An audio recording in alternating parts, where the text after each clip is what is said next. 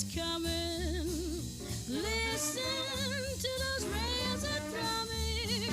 All aboard, get on the A train. Soon you will be on Sugar Hill in Harlem.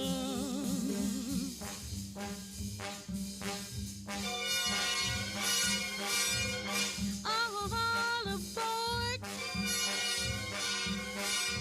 Next stop is Harlem.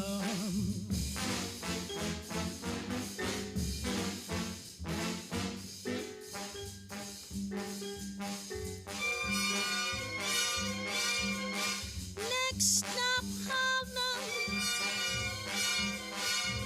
Come on, get aboard the A train.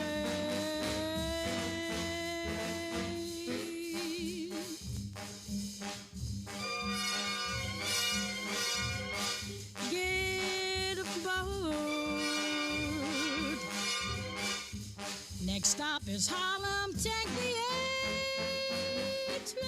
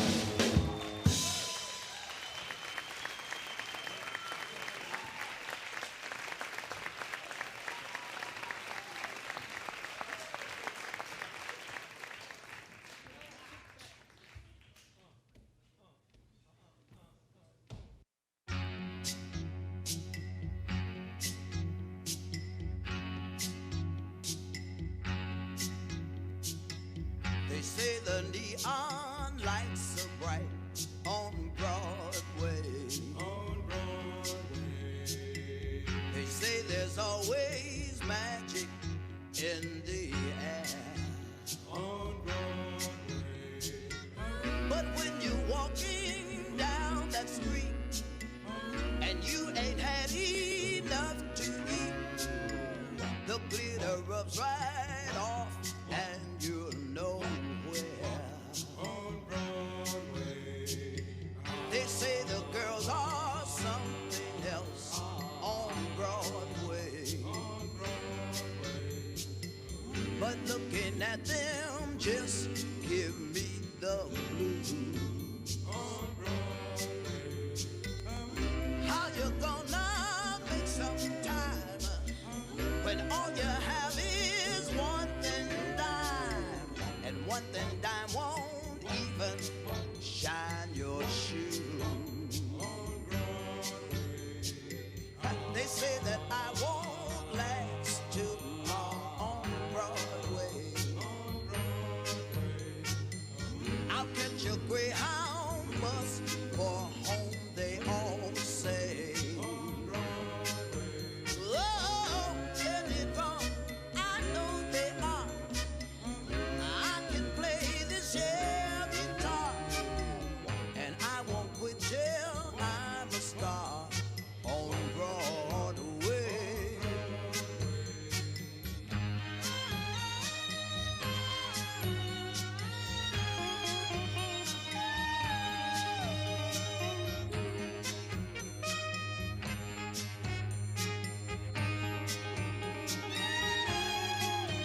Oh, play guitar, I know they are. I can play this here guitar, and I won't quit till I'm a star on Broadway. I'm gonna make it, yeah. I'll be a big, big, big man. I'll have my name in lights. Everybody's gonna know me, yeah. All up and down Broadway. All up and down Broadway. All up and down Broadway. All up and down Broadway. I'll be all up and down Broadway.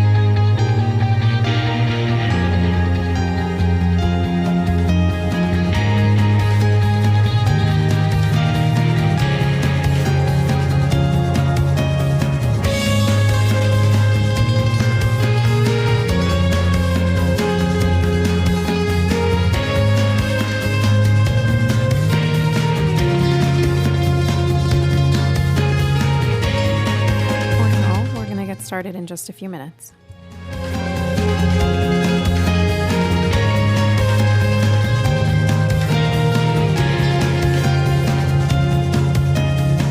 The more you see, the less you know, the less you find out as you go. I knew much more then than I do now.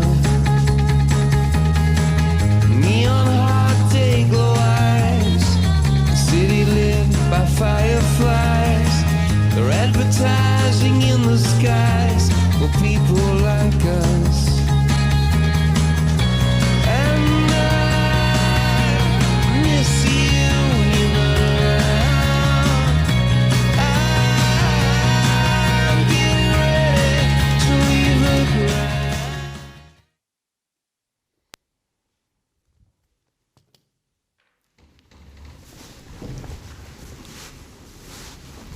Well, Good morning, everybody. I hope everyone had a great holiday weekend. And New Yorkers deserved a holiday, deserved a chance to take it a little easier after everything we've been through. What a beautiful weekend it was outside. And it is really an example of the fact that New Yorkers have a lot to be proud of, that there was so much to celebrate this weekend. And today we are entering phase 3, which is something else to celebrate, something you've earned by working so hard to get us to this day. But at the same time, as we are celebrating how far we've come, we have to be real honest about some of the challenges we're facing. And I always say, I think it's better to start with the bad news and then go to the good news. So I want to talk about what happened this weekend. You know, we had a lot of people out there very peacefully celebrating our nation's birthday and spending time together with family and friends. But we also saw too much violence this weekend. And this is something that we have a lot of work to do to address. And it's directly related to all the dislocation that's happened over these last 4 months with the coronavirus. We particularly saw a concentration of shootings in Upper Manhattan, particularly in Harlem and Manhattan North Command. This is something we have to double down on to address. And it's not because of one thing. Let's be really clear. There's not one cause for something like this. There's a lot of different pieces. And again, the fact that the court system's not working, the economy is not working, people have been pent up for months and months, so many issues underlying this challenge. But to address it, it's not just one answer either. It's going to take a lot of different pieces. Of course, it's going to take neighborhood policing, which has helped us get so far. We're going to have to double down on neighborhood policing efforts in Upper Manhattan. It will take the efforts of clergy and block associations and elected officials and civic groups and parents and the Cure Violence movement. We're going to need all hands on deck to address this issue. I'll be joining with community leaders and law enforcement leaders in Harlem via video conference today to focus every resource we have on addressing this issue. And we have to think about all of the tools we can bring to bear here, including how we deploy our police and the approaches they take, how we focus on young people and make sure we pull them away from the influences that are negative around them. We have a lot to do, but I can tell you something about the people of Harlem. People of Harlem have been through a lot, not just in the last 4 months, but over years and decades, and every single time they have fought back. I was up in Harlem on Friday as we installed the Black Lives Matter mural. There's tremendous pride, there's tremendous energy in Harlem, there's history of people making things happen for the betterment of the community in Harlem, and we're going to see that again. We will never go back in this city. And we're going to focus all our energies right now on addressing these issues in Upper Manhattan and then many other issues beyond. Commissioner Shea this morning is meeting with the chief judge for the state and with the DAs for the 5 boroughs, working on how we all together confront gun violence, how we get the court system restarted, how we have a truly coordinated effort to fight this back. And I know everyone can and will work together to address this issue. We've all come together in this city many times before, and what we've done in these last months is particularly notable. This disease, this unseen enemy that threw us such an extraordinary challenge without a roadmap, trying to figure out together how we would fight it back. New Yorkers should be very proud of how far we have come. So now let me turn to the good news, that phase 1 of the restart has been successful so far. Phase 2 has been successful so far. Today, we begin phase 3. And we begin phase 3 because of the hard work you've all put in. I'm always going to thank you for it, and then I'm always going to remind you to keep doing what you're doing. The social distancing works. The face coverings work. We have to stick with it. But today is a good day because about 50,000 people will come back to work and start their livelihoods again. A whole range of personal services will be available again. And we're starting simultaneously a lot of recreation activities in our parks. Basketball, handball, volleyball, bocce, all will be up and running again. Dog runs will be open again. It will be more of summer again because we did this hard work to get this far. and we cannot let up now. And as a reminder, what happens when people let up, look around the country, look at the places that unfortunately did let up, that didn't stick to the smart rules, and they are suffering now, and I feel awful for them, and I hope they all come out of it soon. But this is why we did not move forward with indoor dining, because we've seen that restaurants and bars, indoor dining, cause so much of the resurgence in other states. So that's something that will be on hold for a substantial amount of time until we can figure out the right way to do that safely. Now, people are coming back to work, and people are engaging their lives again in so many ways, and we see the evidence, which I'll go over with you. And look, it's incumbent upon all of us to make sure we do this safely. The city's going to keep working hard to make sure this is done safely. The MTA has been doing great work. We need them to keep doing it because more and more people are coming back to the subways and buses. So I'm going to compare this last Wednesday, July 1st, to 2 weeks earlier, June 17th. And in that 2-week phase, subway ridership up 18%, now over 1.1 million riders a day. Bus ridership up 12% over the same period, now also almost 1.1 million riders. Staten Island ferry ridership up 15%, and that's why starting today we have gone back to the full rush hour service that we had before the coronavirus hit. What's interesting is we do see more traffic into Manhattan on the East River bridges and the Harlem River bridges, 3% and 7% respectively. But very notably, mass transit usage is going up substantially faster than car traffic, and that's in many ways a good thing and a good sign that people are feeling more and more comfortable and ready to engage. But again, do it safely, with the face coverings, with the social distancing, remembering how important it is to each other, to your family, to yourself, to stay safe. Now, as we have moved ahead with outdoor restaurant seating, that's been a huge success. We are not doing the indoor, as I said, but we've moved forward with the outdoor, and that's been a great success. People have really, really engaged it. The customers have come, the employees have come back to work, people have gotten their livelihoods back, businesses have been saved.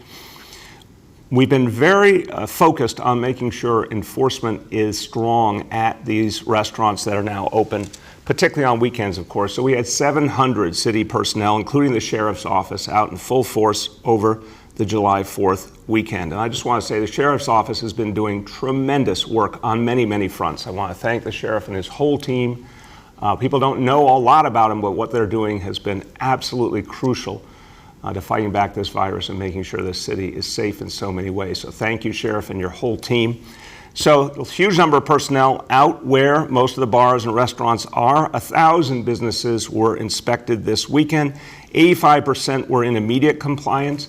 Those that needed to make adjustments, the inspector stayed until issues were addressed. Sometimes it meant moving tables farther apart or dispersing crowds. This is going to be the model from this point on, a huge number of personnel out addressing issues. But what we see is overwhelmingly both the restaurant owners and the customers are doing the right thing. Sometimes people need some help, sometimes they need some reminders, but overwhelmingly we're seeing people are doing the right thing. Now the restaurants outdoors, I said, huge success. Over 7,000 restaurants now have the outdoor seating under the open restaurant program. We are going to continue to work with those restaurants to make sure they are able to do a great job for their customers, but also stay safe. So what we're doing from this point on, any new restaurant that applies, not only are we going to do the self-certification, but we're going to have immediately a call from a city official the same day they self-certify to go over the safety rules to make sure that we address all issues up front so people know exactly what they have to do to stay safe. I know our restaurant owners want to do things the right way. Sometimes some extra communication helps, so that's what we're going to do. Okay, let's go over today's indicators. And again, we keep looking at the trend here. It is a really good trend because of your hard work. And please remember, every day we see progress. It's because of you, but it's also a day to remember we got to keep at it because we want to keep reopening and we want to have life come back to as much normal as possible in this city. We can only do it with your hard work. So let's look at the indicators. Number one, daily number of people admitted to hospitals for suspected COVID-19, threshold of 200. Today, 62 patients. Number two, daily number of people in health and hospitals ICUs, threshold of 375. Today, 276, 100 less. That's fantastic. And most importantly, percentage of people testing citywide positive for COVID-19, threshold of 15%, and today the lowest we have ever seen, 1%. So that's fantastic. Just to give you a little bit of extra appreciation for what you've all achieved, at the height of this crisis, we had 850 people admitted to the hospital for suspected COVID-19 in a single day. Compare that to the 62 we're reporting today. At the height, we had 71% testing positive. Compare that to 1% today. A lot to be proud of. A few words in Spanish. Llegar a la fase 3 quiere decir que hay más neoyorquinos que de nuevo pueden ganarse la vida. Lo hemos logrado juntos. En lo que abrimos a la ciudad de nuevo, nos tenemos que mantener seguros. Tenemos que estar seguros de que nuestros negocios y nuestra gente sepan las reglas. Vamos a mantener nuestra ciudad segura y vamos a trabajar juntos para enfrentar y detener la violencia. With that, turn to our colleagues in the media, and please let me know the name and outlet of each journalist. Hi, all. Just a reminder that on the phone today we have Commissioner Doris, Chief Monahan, Sheriff Facito, and Senior Advisor Dr. Varma. With that, I will start with Rich from WCBS 880. Hi there, Mr. Mayor. Hey, Rich, how you doing? How was your weekend? Well, it was terrific, actually, great. I didn't burn the hamburgers. So There you go. I'm proud of you, Rich. So listen, I did want to ask about the shootings and how serious you see it, and also if Chief Monahan can chime in about what he sees as the cause of this uptick, if you will. Yeah, Rich, it's a very serious situation. And I've been talking about it for weeks now. We've been seeing some troubling signs we have to address very aggressively, and with the whole community. So there's no question that as we're getting into warmer and warmer weather, and we're feeling the effects of people being cooped up for months, and the economy obviously has not restarted to anywhere the extent we need it to. So there's a lot less for people to do. We have a real problem here. And I think profoundly the fact that our court system is not functioning and needs to function again underlies all of this. We've got to get things back into gear. It's time to do it. So we've got a huge problem. We take it very seriously. We also have the NYPD, which has proven itself time and time again to be able to take on really difficult challenges, even compared to just a few years ago. You saw even worse realities in this city. So the NYPD has taken on those challenges, come up with new strategies, deployed personnel in a really smart fashion, and they're going to do it again. But the other thing I'd say as we turn to the chief is, it has to be with the full participation of the community, and that's what I'm going to be working on today with leaders of the Harlem community. We need everyone to be part of the solution. Chief? Hey, good morning. Thanks, Rich. Listen, we look at it, as the mayor said, there's a lot of different things going on. It's a combination of things, bail reform, COVID releases from prison, court shutdown, which has Rikers at half of where they were last year with the population. You know, I've said this before, the animosity towards police out there is tremendous. You know, just about everyone we deal with is looking to fight a police officer when we go to make an arrest. It is so vital that we get our communities coming together, supporting our cops, speaking up for the police officers that are out there. And morale is low. You're looking at a lot of the rhetoric that's going out there, which is being done by a small minority of people, when the vast majority do support our police. And it's important that we reach out to our communities through neighborhood policing and get them on our side. Let them know how they want their neighborhoods policed. We have heavy quality of life issues throughout this city. We need to deal with our communities and see how they want us to deal with it. A lot of these quality life issues are what led us to be able to reduce crime by addressing these quality of life issues. So we need to know from the communities how they want their neighborhoods policed. And again, we mentioned this insane diaphragm law that the city council passed. It has our cops hesitant to enforce some of these quality of life issues. They are afraid if they're making an arrest, that if their knee goes on the back of someone that they are fighting their life for, that they could be prosecuted, that's a problem. It makes our cops take that step back. It's only effective to New York City police officers and peace officers. It doesn't affect any other law enforcement agency within this city. It is something that really has to be dealt with if we want to be able to move past this. So it's a big issue to our cops. It's something that has to be dealt with. It's unacceptable, the amount of violence that we had this weekend. It is something that we have to deal with the guns that are on the street and figure out new ways to get them as they're walking out on the streets and make those arrests. Go ahead, Rich. So I'm just going a different topic now. You know, the idea of excluding people from states where, COVID is very high. Are there any real moves to enforce that? In other words, is there anything that the NYPD is doing, the Port Authority Police, or is this all sort of a theory at this point?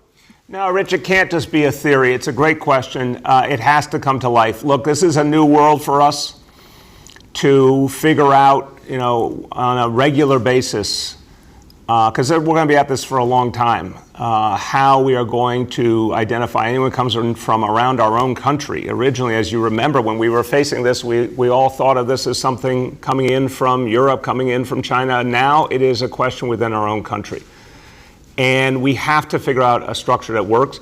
It has to involve the Port Authority Police because they're in the best position to act on folks coming in through the airports, for example.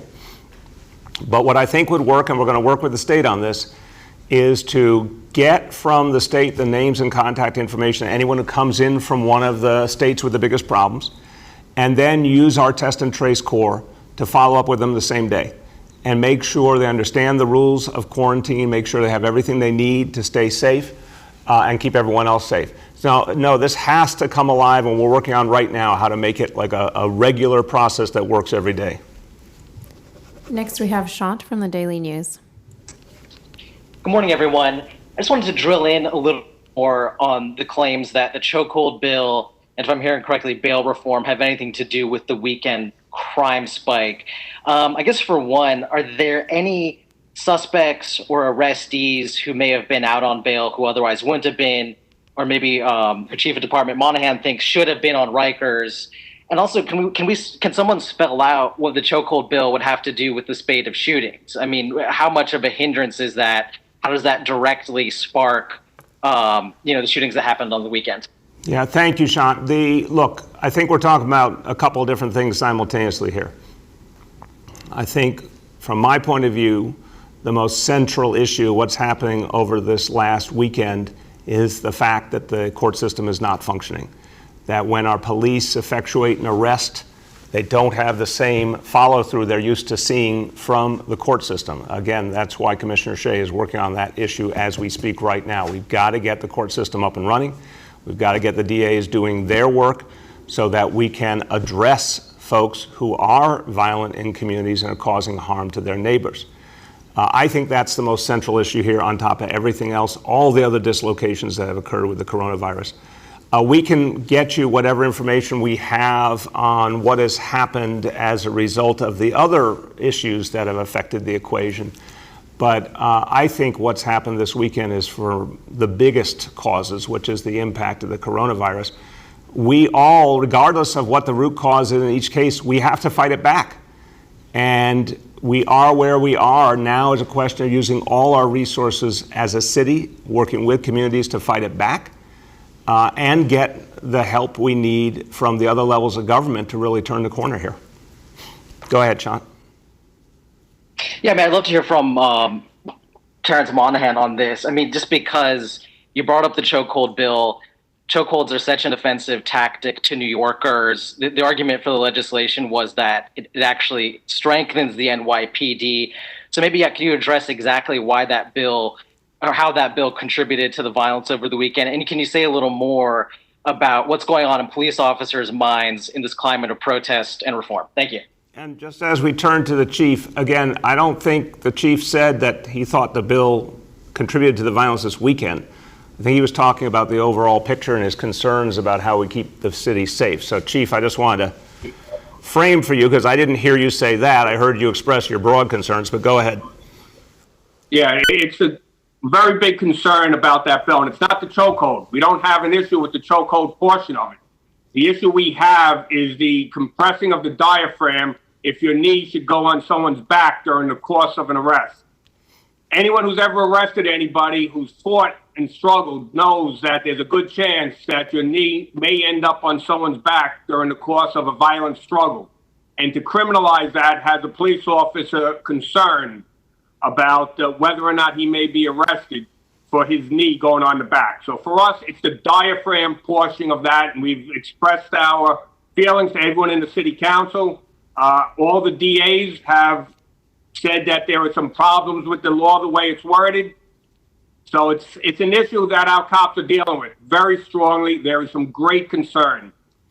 As opposed to the idea of bail reform, COVID, and courts being closed, it means a lot of different individuals are on the street that should not be on the street. And we have seen them involved in violence. Later on today, Chief Mike LePetri will be giving a briefing on the crime stats, and he will be able to go over some of those numbers for you. Next, we have Juliet from 1010 Wins. Yes, good morning, Mr. Mayor. How are you today? Good, Juliet. How you doing? I'm okay.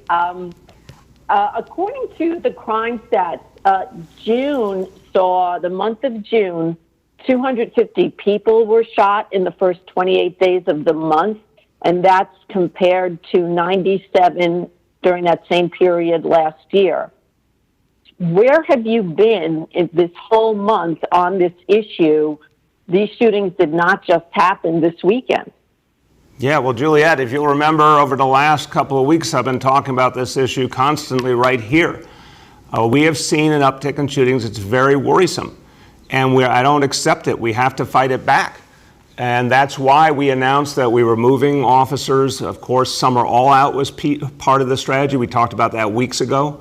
We talked about the fact that we're going to refocus resources on the Bronx and Brooklyn North, where we've seen profound problems. Now we see problems in Manhattan North, so there'll be a focus there as well. A lot more redeployment of officers from desk jobs out into the field. We're going to use all the tools, CompStat, precision policing, and neighborhood policing to fight this back. We've had to fight things back before. We're going to fight this back again. But we can't do it alone. We need communities to be fully involved. And we need the court system to be functioning to really turn the corner here. Juliet? Yes, I do have a follow-up. Yes, I do.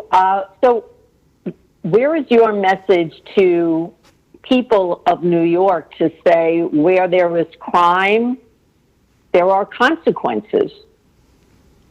Yeah, there always are consequences for crime, and that's the way it has to be. And Juliet, we have for now 7 years fought back crime, lowered crime. We've done it working with communities. And we've done it by addressing a whole range of problems and not letting them grow in our communities. Everything has been thrown off by the coronavirus, let's be clear.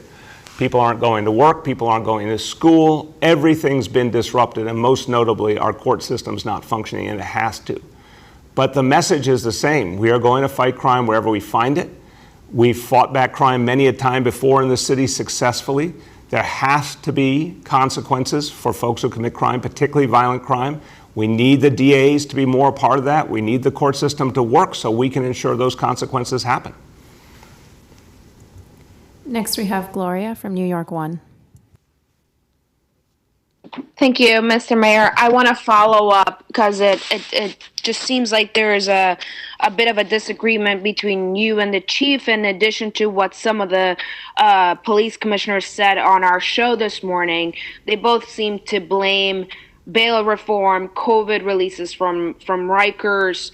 I just want to know specifically if you do or do not agree with the police department's view on this. I hear that you are saying it's a confluence of all these different factors, but they seem to be specifically blaming bail reform and these COVID releases and the chokehold bill. So can you just speak to there seems to be a real disagreement. We have leaders from Manhattan South last night calling out for help. What's going on here in terms of leadership and really who is in charge? Yeah, Gloria, respectfully, all of us together, have been keeping this city safe now for 7 years. So let's just be 100% clear. It's an extraordinarily difficult time in our city's history. It may be the single worst combination of crises New York City has ever faced. And yet everyone works together every day to address these issues. The city of New York didn't ask for the coronavirus to come here, nor for our court system to be shut down. All the things that are affecting us are beyond anything any of us could ever have anticipated. So we all work together every single day. There's a lot of frustration, Gloria. There's a tremendous amount of frustration. You can imagine for our police leadership and for our police officers, they're working so hard to keep people safe.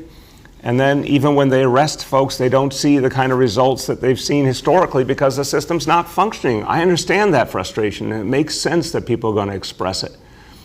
But I'm sorry, when you ask for a breakout, it's impossible to say which factor achieves which outcome. It's everything together is having a really big impact.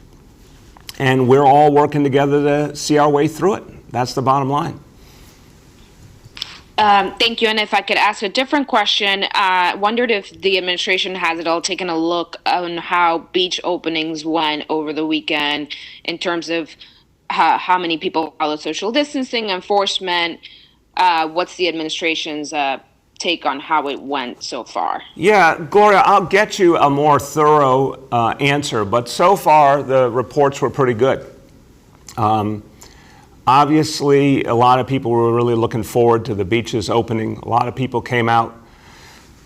We didn't have particularly difficult enforcement issues that I heard about, but I'll check the facts from the last couple of days. My sense, again, is that overwhelmingly New Yorkers understand the rules and they want to follow the rules because they understand it's about their safety and their family's safety and their community's safety. And I think New Yorkers have been pretty amazing throughout. So as we've dealt with other challenges, from what I've heard so far, the beach openings went really well. Next, we have Nolan from The Post. Hey, everybody, can you hear me? Yeah, Nolan, how you doing? I'm well, Mr. Mayor. As lots of people have asked you about already, this has been the most violent June that we've seen in a good long while. Shootings are up more than 50% for the year. Murders are up by more than a quarter. You, again today, have pinned the uptick on the shutdown of the court system in large part. And I have this question from reporters at the Shack. They say there is still no detailed plan for tackling the surge. And then secondly, the police department has attributed a good chunk of this violence to reoffenders who were released from Rikers on COVID, on sort of COVID-related releases. How many of those people have been arrested? Yeah, Nolan, I don't have that fact available at my fingertips, but we'll get it to you today. We were dealing, of course, with a horrible health crisis when you think about the months of March and April, and particularly in a place where people were confined, and we had to address those health issues. But at the same time, we focus all the time on safety. So I respect the reporters who cover the NYPD, but the notion of there's no detailed plan just doesn't ring true. The NYPD always has a detailed plan for addressing any challenge. And I want people to remember that. I understand we're going through a really, really tough time, and it's really picked up in recent weeks. But I don't lose faith in the ability of the NYPD to deal with the situation. I have seen the NYPD overcome much harder challenges. That is the truth. And of course, they continue to refine their strategies. That's what they've been doing for the last quarter century. They will do it now. And we are going to be continuing to get more and more personnel out onto the streets where needed the most. And I know it will have an effect. We need the rest of the equation to restart to really maximize the effect. But I have absolute faith it will happen. And then to follow up on Gloria's question, Commissioner Shea went on New York One this morning and blamed the chokehold legislation, in part, which you pledged to sign in part, for the uptick of the violence, saying that it's, quote, insane and it is crippling police officers. The NYPD is refusing to discipline officers who cooperate with the who refuse to cooperate with the CCRB. Just hours ago, members of the brass excoriated the Manhattan District Attorney on Twitter. The budget deal that you agreed to with the city council was described by your police commissioner as bowing to mob rule.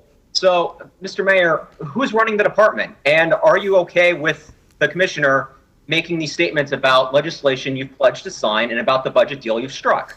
Yeah, obviously, Nolan, again, anytime, respectfully, any of you attempt those kinds of questions, I'm going to just come back really calmly and tell you the obvious truth.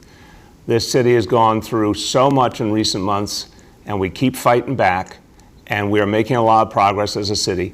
We've been through a whole lot over the decades, much worse crime situations than we're facing now for much longer periods of time. We fought our way back. It comes from, first and foremost, civilian leadership, always working with the leadership of the NYPD to come up with solutions. That's what we're doing right now. So we constantly not only talk, we figure out plans together. That doesn't mean we agree on everything. And I respect that sometimes people need to express their frustrations because they're deep frustrations. They're working so hard to try and keep people safe, and they feel there's some real challenges they're up against. I'm not going to tell people not to say what they feel about that. But in the end, we come to a common approach and we implement it, and that's what we're going to do over these coming weeks. And we have to get communities deeply involved in that approach. That's always been a key in the past. That's why neighborhood policing was something we all created together. And I think that's what's going to help us turn the corner. Next, we have Andrew Siff from NBC. Hey, good morning, everybody. I don't know if you can hear me because I'm on a 7 train, so I'm going to give it a try. We can hear you, Andrew. You're live with the people. Well, 23 people on this train, and 22 of them are wearing a mask. Did you I am wearing a mask. say again, how many? 22 out of 23. Very good. My question has to do with Phase 3. Now that indoor dining is not a part of it, it's a very incremental phase, and we've already learned from the state that Phase 4 won't include movie theaters and malls. So realistically, Mayor, is what we're looking at right now today the way New York City will be until there's a vaccine? No, I think that's an overstatement, respectfully, Andrew. I think it's a perfectly fair question, but I don't think that's the whole reality. We have a lot more to learn to figure out how we're going to address this disease even before there is a vaccine. And look, we're seeing a lot of success so far. I'm knocking on wood, but we have seen, obviously, I went over the indicators today. They're extraordinary and positive. And that says something about the ability of New Yorkers to fight this disease back without a vaccine. And you do see more and more people coming back to work. So I don't think it's, one extreme or another. I think we're making steady progress. I want to see us keep making steady progress. The vaccine will be the absolute, crossing the Rubicon moment, but I think we can make a lot of progress in the meantime. What would you need to see, since you're already at these incredibly low data numbers, what would you need to see or need to know in order to open indoor dining? Yeah, Andrew, when you look at the fact that we got so much data from around the country indicating that indoor dining, unfortunately, became a real nexus for infection in a way that other types of economic activity weren't. It just made sense to stay away from it for now. Let's see what happens around the rest of the country. Let's see what happens with our situation. I don't have an immediate timeline now. It's a postponement while we get more information and we see how we do overall. But I want to make sure when we do it that we're sure we can do it safely. Last 2 for today. Next, we have Todd from AM New York. Good morning, Mr. Mayor. Hey, Todd, how you doing? I'm doing just fine. Well, I've been out on the street, and I've been talking to a lot of people in the communities. One of the things that came out for me was one woman said to me, she said, everybody's been locked up for a long time, the COVID thing, they're angry, they have no job, they have no school, and then you mix in the Rikers people who are in that community, and you add in people who are not getting arrested, or they're getting arrested and getting released.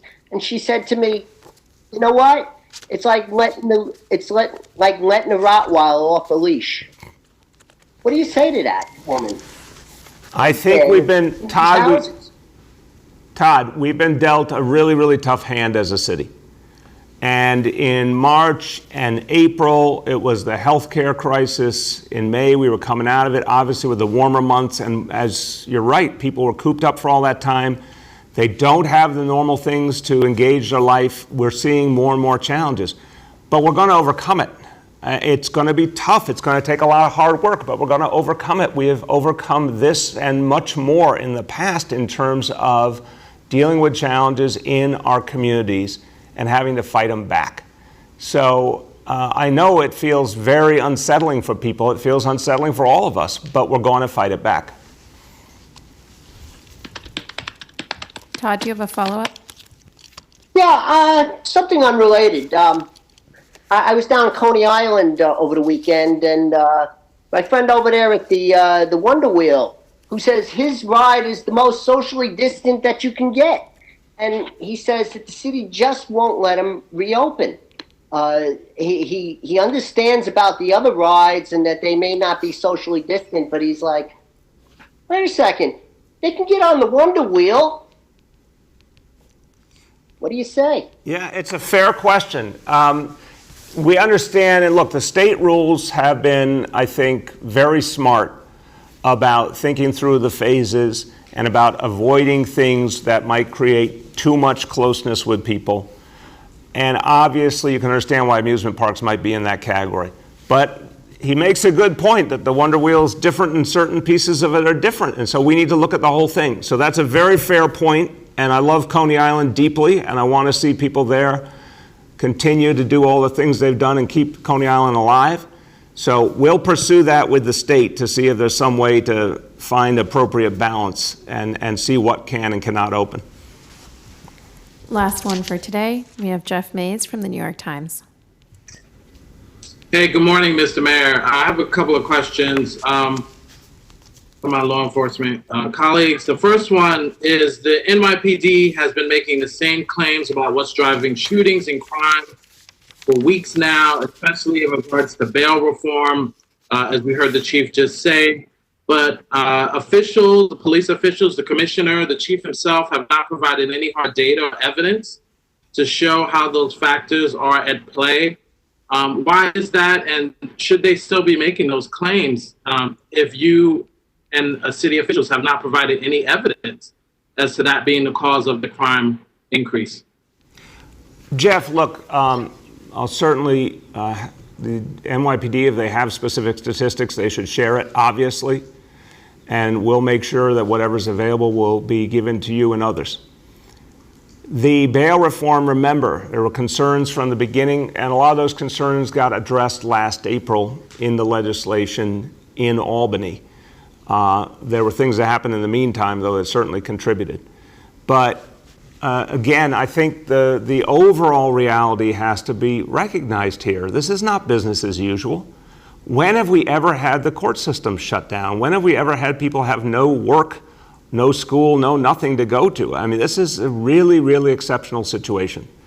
So in terms of trying to pull the pieces together, I don't know how much you can say, well, this piece happened for this reason, this piece happened for another reason. Whatever statistics we have, we'll provide. But I think there's also the reality that people are unsettled by all the dislocation. I think our officers are feeling the effects of so many things happening around them. And I think what the chief said was important. We got to rebond the relationship between our officers and our communities. That's what neighborhood policing was doing all the way up to the coronavirus. And we've got to get back to that. It worked. We've got to do it again. We've got to deepen it. And this question also, if the chief could address it as well, shooting clearances have fallen almost half, and in Brooklyn Wait, say again, I couldn't hear your beginning. I'm sorry, shooting clearances have fallen by half, and in parts of Brooklyn it's as low as 10%. And at the same time, shootings have been increasing each of the last 10 weeks. And there's some concern from officials about whether police are conducting a slowdown and whether the NYPD is not doing as much as they normally do because they want to show that they are necessary and sort of address some of the criticisms they've been receiving in this past week. I'm wondering if yourself and the chief can respond to that. I'll start and turn to the chief. Jeff, first of all, I know our officers are out there doing the hard work, and I know they're out there getting criminals off the streets and guns off the streets, but again, against a backdrop where there isn't enough follow-through by the rest of the system. And I know it's hard. Let me hasten to say, for everyone in the court system, the DA's office, they're dealing with a lot of challenges too. But we've all got to work it through together, which is exactly what Commissioner Shea is doing as we speak now, trying to figure out what's going to get this whole thing restarted energetically, because it has to, particularly as our healthcare situation's gotten better. So I want to say, if any one of us were an officer out there doing the work and then not seeing the follow-through, that's a real challenge. But I still see our officers doing the hard work every single day. Go ahead, Chief. Absolutely not. Our guys are not slowing down. The investigations are moving along, and it takes time. A shooting investigation, a homicide investigation doesn't happen overnight. As the year progresses, you see that number of arrests, clearance rate go higher and higher as the year goes on into next year, because we never stop investigating a shooting. We have numerous individuals who we are ready to indict on shootings that we are waiting for the court system to open up so we can present the evidence to a grand jury. So that has slowed us down on getting some of the clearances. But absolutely, our detectives are out there each and every day working on these shootings, making arrests. We have quite a few individuals we've identified that we are in the process of finding right now to bring to justice. Thank you, Chief. So let me conclude today, a very simple message. We will not go back when it comes to our healthcare reality, the coronavirus. We will not go back. We went through the worst in the nation in March, in April. We fought our way from that to now being a place that people all over the country are looking to as the example of how to deal with this disease. We're going to stick to what has worked. We will not go back. We will not go back when it comes to crime. We're going through a rough patch, there's no doubt. We're going to have to fight it back.